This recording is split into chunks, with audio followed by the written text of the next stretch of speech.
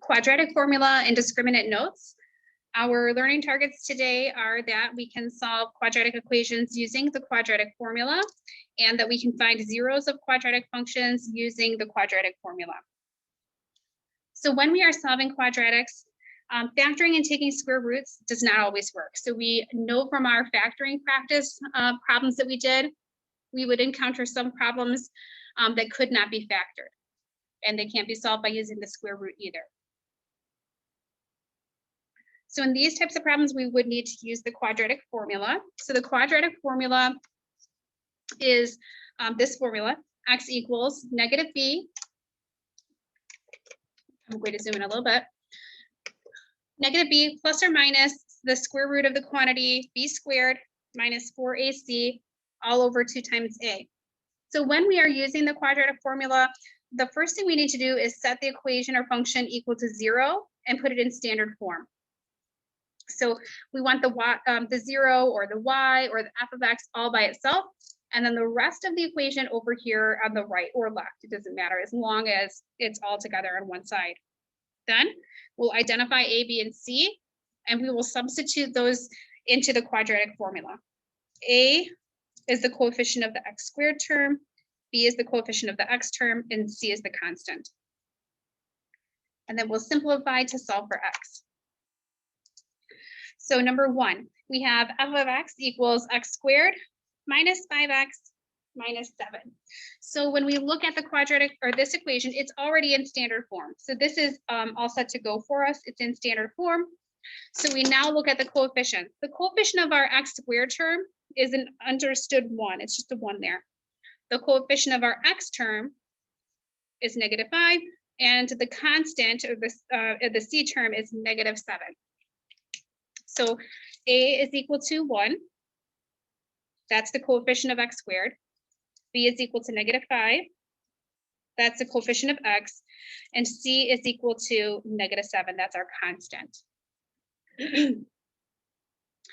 Whenever we are writing equations in algebra, this is a reminder. I know we have talked about this before, but we always write our expressions or equations in descending order of power. So x squared would go before x. Okay, and this minus 7, really, if you think of it, it would be like minus 7 times x to the 0. Anything to the 0 power is 1. So negative 7 times 1 is just negative 7. So descending order of powers. The highest power, the x squared, would go first. And then the x to the first power is next. And then the x to the 0, which is just the constant, is last.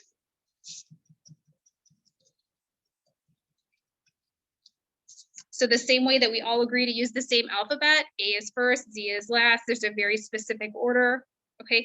We also agree mathematically to write our expressions and equations in a very specific order because we want to have one exact answer. And we don't want to have, oh, well, sometimes I write it this way and sometimes I wrote it this way. I wrote it this way, is this correct? I wrote it that way, is that correct? So we want to have one agreed upon format that we're using. Okay, so anyway, now we have identified A, B, and C. We can substitute those into the quadratic formula. I would really recommend each problem, at least for the first few days we're doing the quadratic formula, you write the formula down. Every time you're writing, you're just helping to commit that to memory. So let's do that. X equals negative b plus or minus square root b squared minus 4 ac all over 2 times a. And then we substitute. Okay, so we substitute, we have x equals, so negative b is negative 5. So negative b would be negative 5, which is positive 5. Plus or minus square root of the quantity, b squared, so that's going to be negative 5 squared. Well, negative 5 times negative 5 is positive 25. Minus 4 times a, which is 1, times c, which is negative 7. All over 2 times a, so all over 2 times 1, which is going to be 2. So I'm just writing it down for the substitution so we can have good practice with substituting. Okay, now we'll simplify. So 5, x equals 5, plus or minus, so then we have square root of 25. Then we have negative 4 times a negative 7, that's a positive 28 times 1, so it's positive 28 all over 2. Okay, so then we simplify under the radical sign. X equals 5 plus or minus root 53 all over 2. And this is, the root 53 cannot be simplified further. There aren't any perfect squares that I can pull out, right? So if this had like, if I broke down the prime factorization and had any common factors that I could factor out, I would, but there's nothing to pull out. So like if I had, for example, you don't need to write this down, but if I had root 32, okay, I know 32 can be broken down into what? What two factors? Okay, 16 and 2, good. And then my 16 can be broken down into what? Good, 4 and 4. So when I look at this, I see that 4 and 4 is a perfect square, right? So I can pull that out. It'll be 4 root, and then what's left over? 2. So 4 root 2. Okay, 53, I don't have any perfect squares that I can pull out, so it's simplified as it is. Okay, so let's go ahead and leave that as an exact answer. Sorry, I'm just going to erase that. That was an example. Okay, because this year we skipped our exponents unit because of COVID. We knew these, we could squeeze these little things in as we went along. So this is our exact answer. Okay, when we leave it in root form, that is the exact answer. So the answer is 5 plus or minus root 53 over 2. Okay, now a rounded answer.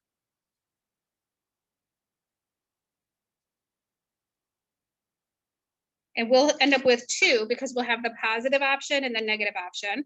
So the rounded answer we're going to calculate. So let's do the plus option first. So 5 plus root 53 divided by 2. And this is a rounded answer.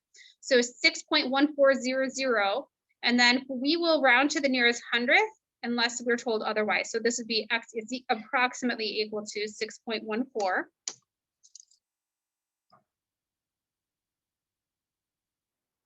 And X is approximately equal to, and then we'll do the minus option. So 5 minus root 53. And then take that and divide it by 2. Round to the nearest hundredth, negative 1.14.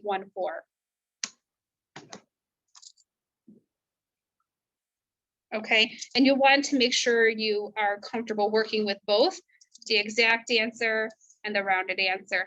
We would want the rounded answer when we're graphing. Okay, we want to be able to plot these points on the coordinate plane, and we don't know, I mean, we're not, unless we have some mental genius capability, we don't know how to graph 5 plus root 53 over 2 on our coordinate plane.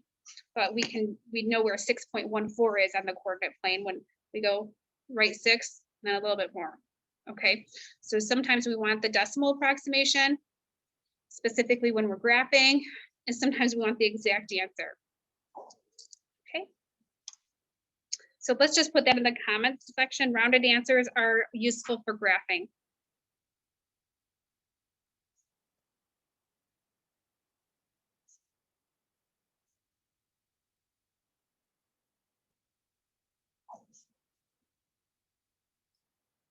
By hand.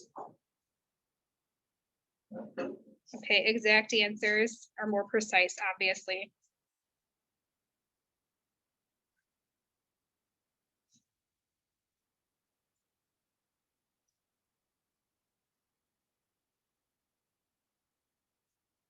Okay, so that's just FYI, when we would want to have rounded answers and when we would want to have precise answers, exact answers.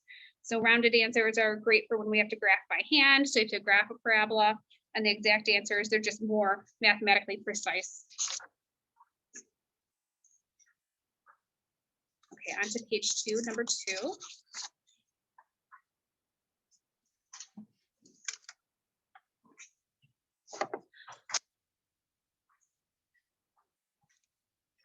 Okay, so this equation is not in our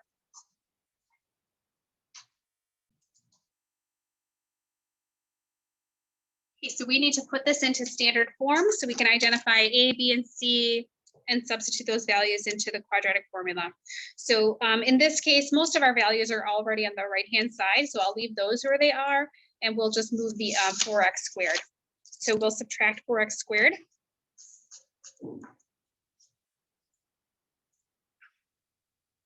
Okay, so this leaves us with 0 equals 16x squared minus 40x plus 25. And then now that it's in standard form, okay, remember x squared and then your constant. Now we'll identify our A, B, and C terms. A is 16, B is negative 40, and C is positive 25. Okay, and then we want to get into that really good habit of writing our quadratic formula each time.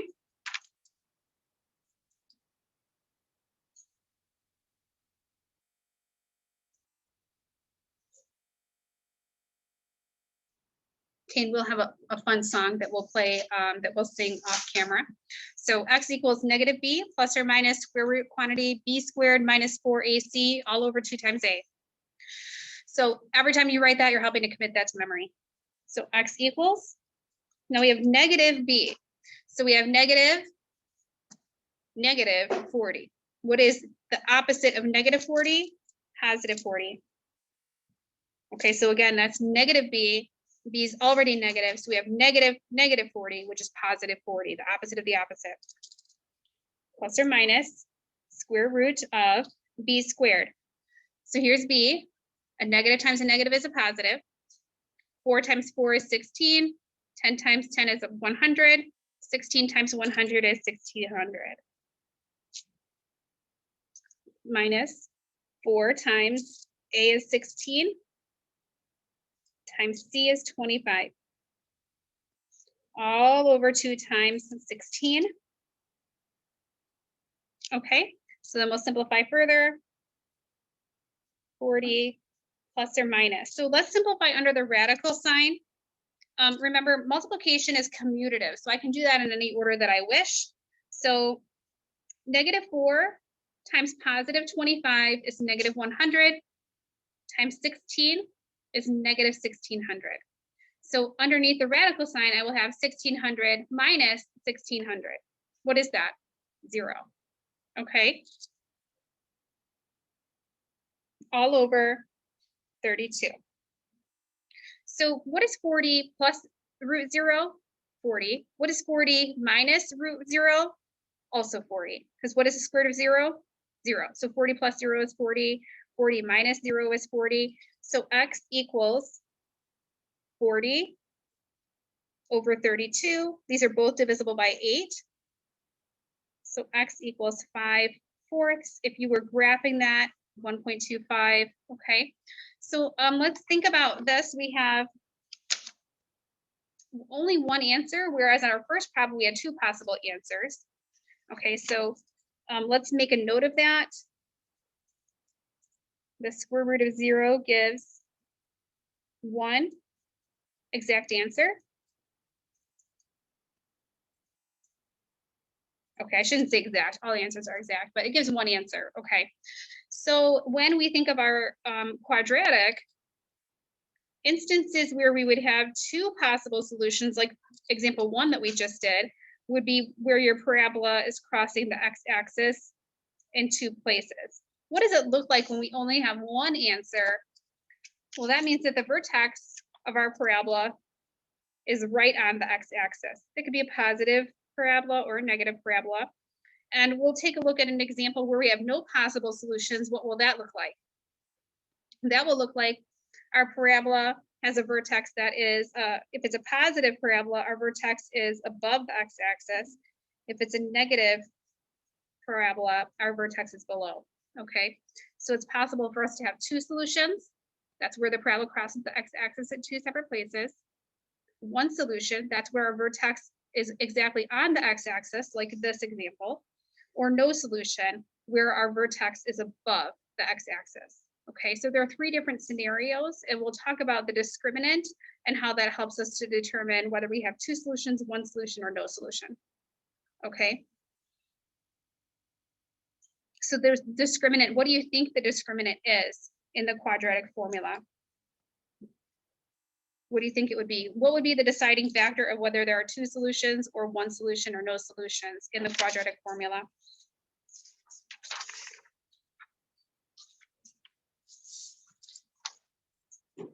Okay, so here's your quadratic formula.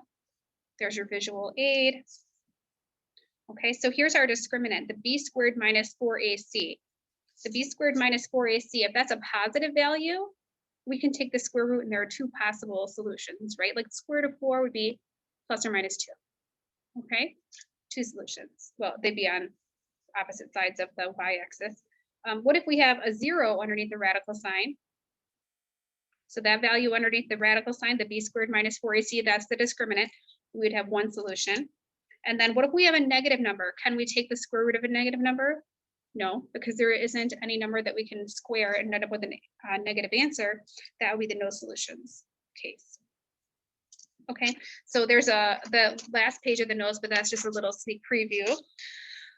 So let's take a look at example 3. Is this in standard form? Not yet. We have 6x squared minus 5x minus 3x equals 8x squared plus 3x. So I like my leading coefficient to be positive. This is an 8x squared. The left side of the equal sign only has a 6x squared, so I'm going to subtract that from both sides. Okay, and then I want to cancel this. I want nothing on the left side of the 0, so I'll add 5x to each side. And then I'll add 3 to each side. Okay, so the left side now cancels out to 0. So we have 0 equals. The right side, 8x squared minus 6x squared is 2x squared. 3x plus 5x is 8x. And then bring down the plus 3. Okay, then we identify our A, B, and C values. A is equal to 2, B is equal to 8, C is equal to 3. So these are the values we'll sub into the quadratic formula.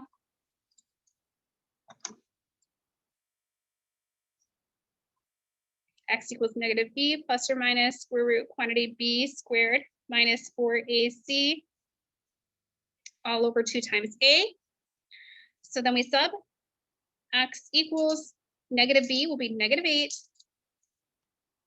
plus or minus the square root of b squared, so that's 64 minus 4 times 2 times 3, a times c. All over 2 times a, so all over 2 times 2. Okay, so then we have x equals negative 8 plus or minus root 64.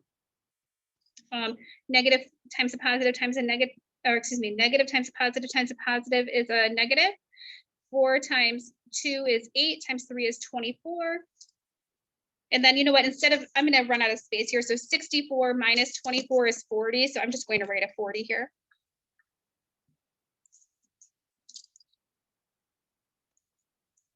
All over 2 times 2, which is 4. Then we look at the 40. Let's see if we can pull out a perfect square from 40. So here's our 40, 8 times 5. Okay.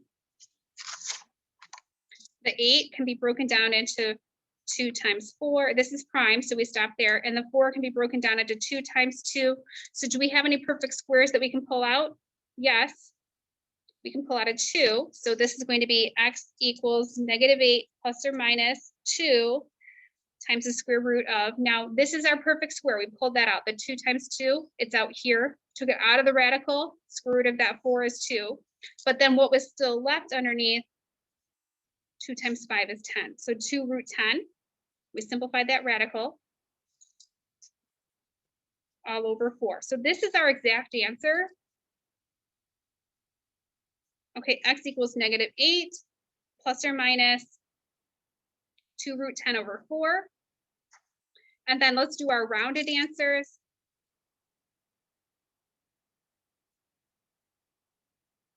Okay, so -8 plus, and then so 2 root 10, and then divide that, get that answer and divide that by 4. So approximately, and then we're rounding to the nearest hundredth, so -0.42.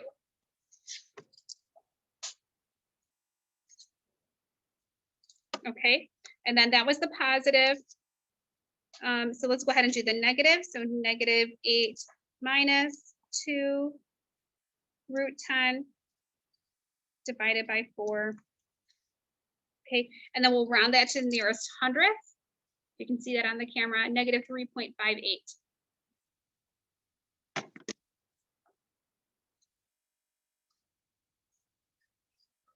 Okay, so exact answer, rounded answer. And if you left this as root 40, we have, this year we skipped the exponents unit because of COVID. So if you left that at root 40, I would still take that, okay? In normal years, I would not. Okay, and you'll have a lot of practice with this in algebra too. So don't worry if that's not quite making sense yet.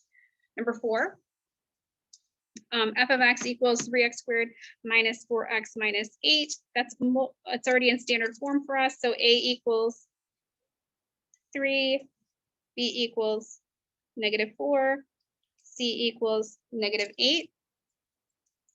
So x equals, I'll write the quadratic formula, -b plus or minus square root quantity b squared minus 4ac all over 2 times a.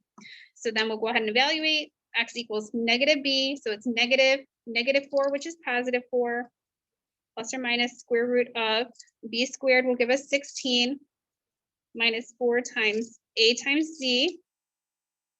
Oops, wrong parentheses.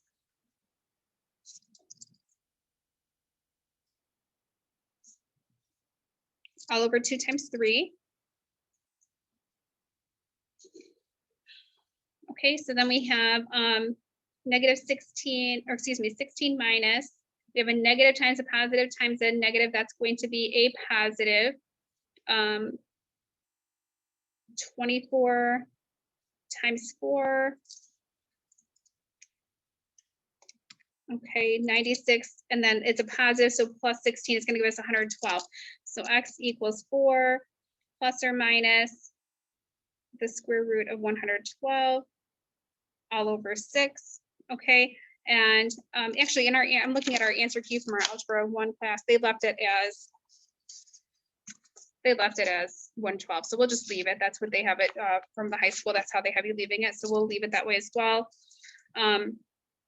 So that's your exact answer, and then your approximations. So they're not having you pull out your perfect squares yet. I guess they'll teach you that just in Algebra 2. So then our x equals approximations 4 plus root 112 divided by 6, so 2.43. And minus root 112, so 4 minus the square root of 112 divided by 6.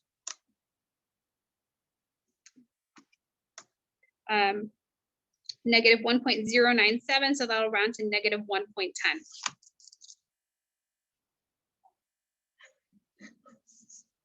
Okay.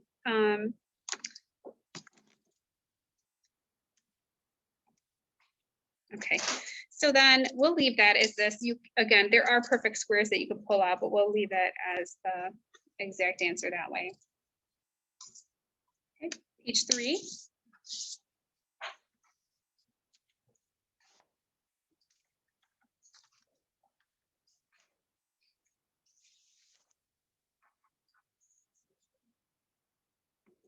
Okay, so this is already in standard form for us.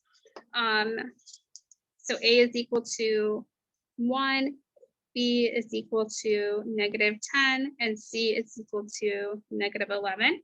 Okay, so 0 equals x squared minus 10x minus 11. So here's our quadratic formula.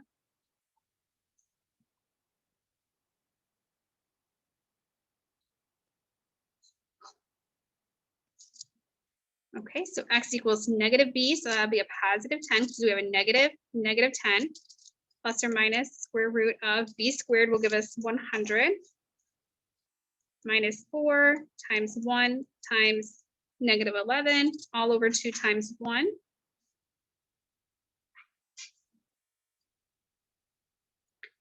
So we have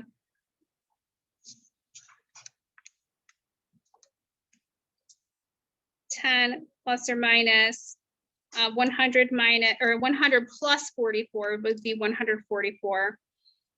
Square root of 144 is exactly 12. Okay, so here we have 100, and we have a negative 4 times a positive 1 times a negative 11. So this is going to be square root of 144. That's a perfect square. So this is just plus or minus 12 all over 2. This one we can just branch off into the exact answers. So 10 plus 12 is 22, divided by 2 is 11. Okay, 10 minus 12 is negative 2, divided by 2 is negative 1. Okay, so we only have exact answers there. We don't need a round.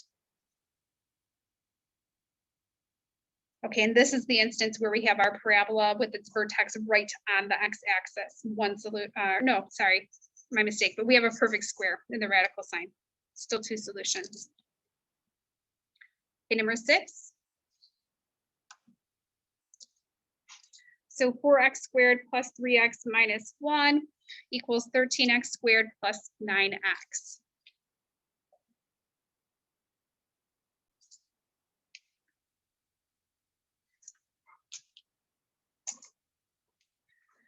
All right, so we have 4x squared plus 3x minus 1 equals 13x squared plus 9x. And this is not in standard form, so we need to rewrite it so that it is. I'm going to subtract 4x squared from each side. Okay, then subtract 3x from each side, and then add 1 to each side. I'd like my leading coefficient to be positive. That's why I moved 3 terms instead of 2, because I want a leading coefficient that's positive. So 4x squared minus 4x squared is 0. 3x minus 3x is 0. Negative 1 plus 1 is 0. So we have 0 equals 13x squared minus 4x squared is 9x squared. 9x minus 3x is 6x. And then plus 1. All right, so then we identify A, B, and C. A is 9, B is 6, C is 1. And then we use our quadratic formula. X equals negative B plus or minus square root of B squared minus 4AC all over 2 times A.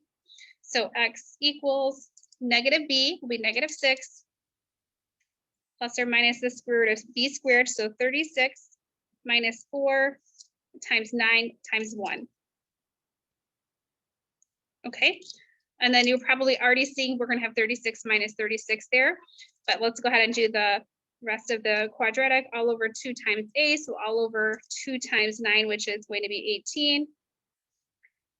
So X equals negative 6 plus or minus. So 36 minus 4 times 9 times 1 will be 36 minus 36, which is square root of 0 over 18. Negative 6 plus 0 is negative 6. Negative 6 minus 0 is negative 6. So what we end up with is X equals negative 6/18, which simplifies to X equals negative 1/3. So we just have one exact answer. So whenever we have the square root of 0, we have one solution. Square root of 0 results in one solution.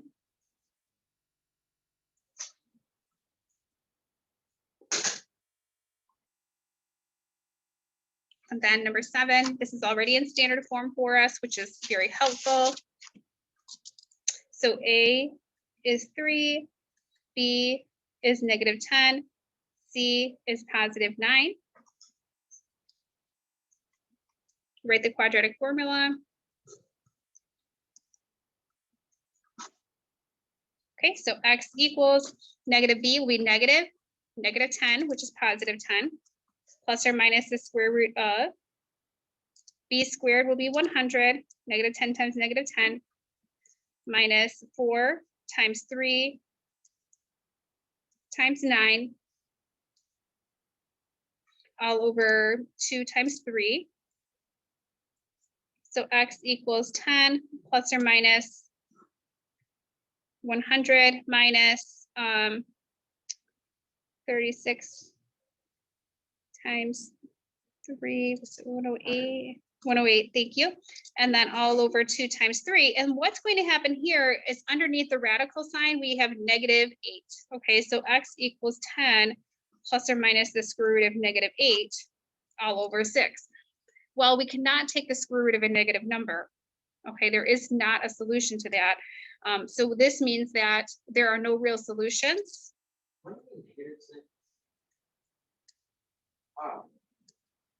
Negative 8. No, like on the bottom. Because 2 times a. So a is a positive 3. yeah, And so then we have no real solutions. And then it'll be. That's why I was. And so, yeah, this should be a positive 3. So this is 2 times a. So this is positive 3, not negative 3. Sorry. I was thinking about that negative discriminant. I was just so excited about that negative discriminant because I knew we wouldn't have to do any further calculations to get our answer. So no solution. And the reason is when the discriminant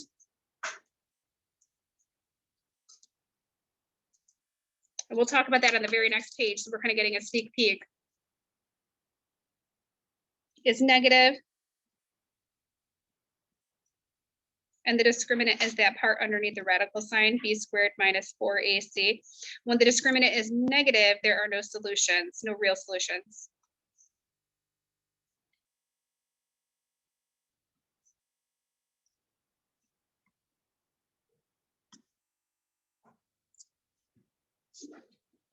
Because we can't take the square root of a negative number.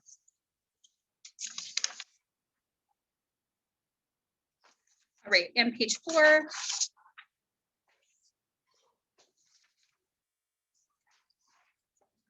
All right, so my graph did not show up really great. I'm just going to freehand over that for a quick minute here. So pretend my lines are beautiful and perfect. And my parabolas too.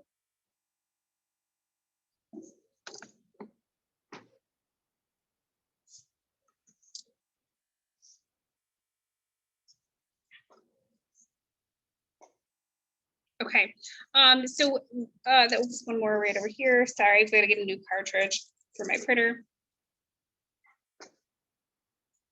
There we go. Sorry about that. All right, so here we have the discriminant. We'll talk about the quadratic formula in relation to the discriminant. So the discriminant is in the quadratic formula. It's this part underneath the radical sign. And this tells us, this smaller part tells us how many real zeros a quadratic function has. Underneath the radical is the b squared minus 4ac. Okay, so that is called the discriminant. This piece of the formula determines how many real zeros a quadratic function has. There are 3 different situations with zeros of a quadratic. If your parabola is going to intersect the x-axis in 2 separate places, 2 real zeros. That happens when we have a positive discriminant. Okay, the discriminant is greater than 0. If our discriminant is 0, so we had like in one of the examples on the homework, I think we have 100 minus 100. Okay, so the discriminant 0, that parabola will cross the x-axis in exactly one spot, their intersection, so 1 real 0. If the discriminant is negative, we cannot take the square root of a negative number, so this results in no real solution. So it's a positive parabola whose vertex is above the x-axis, or it could be a negative parabola whose vertex is below the x-axis. Okay, so use the discriminant to determine how many real zeros a function has. Okay, so this is really nice because we don't have to solve the whole entire problem. So this is useful for when we don't really care what the answer is. We just want to know if there is an answer. Okay, so if you can identify your A, B, and C values, A is 3. So this is already in standard form. B is -6. and C is 3. So our discriminant is b squared minus 4ac. So b squared will be positive 36 minus 4 times 3 times 3. So we end up with 36 minus 36, which is 0. So we have one real solution. So one real solution, or 1, 0. All right, let's look at example 2. This is already in standard form for us. A is 3, B is -4, C is 9. Okay, our discriminant, b squared minus 4ac. So that'll be 16 minus 4 times 3 times 9. So 27 times 4, that we just had that 108. 16 minus 108. I don't even know what that is, but it's negative. Okay, so no real zeros.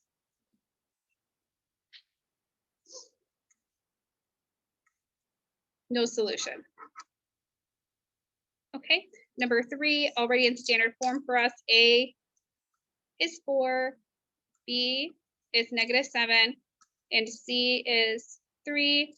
So b squared minus 4 times 4 times 3. Oops, I said b squared. So 49. And 49 minus 16 times 3 is 48. So 49 minus 48 is 1. Okay, the square root of 1 is going to give us 2 possible solutions. So that's a positive. So when I take the square root of a positive, so I have that square root of 1. I can take the positive square root or the negative, because we know with the quadratic formula, we have that plus or minus in front. So it'll be plus square root of 1 and then minus square root of 1. So this will have 2 possible solutions.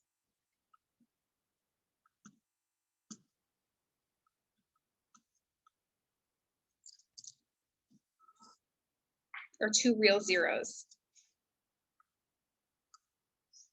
Okay, and so that's how we can use the discriminant to tell, if there is a solution and how many solutions there are. So this is when we're not interested in what the answer is. It's just, is there an answer and how many answers there are. Okay, so this was, okay, notes on the quadratic formula and the discriminant.